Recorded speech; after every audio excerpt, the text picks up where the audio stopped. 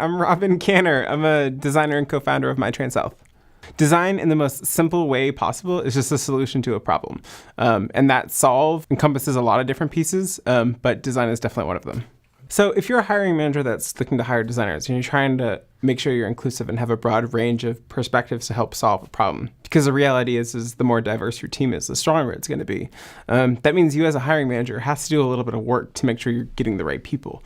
And when you do have those right people in the room, and that means that they come from diverse backgrounds, so they could be trans or of color, any other diverse perspective, you're not putting pressure on them to speak towards that. You're putting pressure on them to speak towards how effective they could be to solve the problem.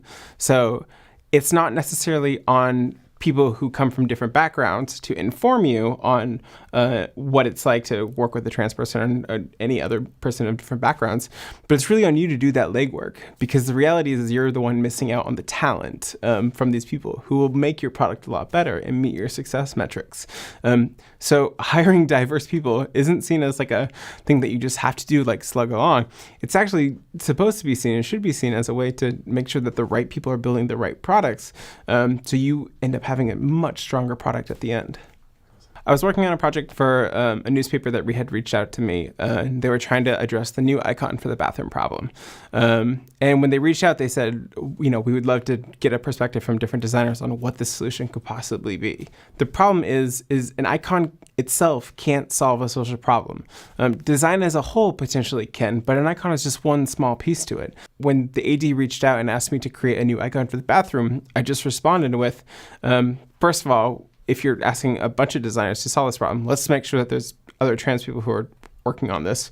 Second of all, let's make sure that we're asking the right question, right? Because sometimes the best answer to a question is just simply a question, or a declarative sentence that shifts the conversation. So what we ended up doing is, or rather what I ended up doing is, instead of saying, here's an icon with just like a new toilet on it, I looked at the problem from a holistic standpoint and decided to make a sort of black square thing with Jennifer Daniel, who helped me with it. And it's essentially a male and a female with a huge line on it. And the male and the female figures are very skewed and don't really prescribe to gender in itself. But within the figures, there was a type that just said it's going to take a lot more than an icon to save trans lives. And the reality is an icon is just one piece to the whole problem in itself.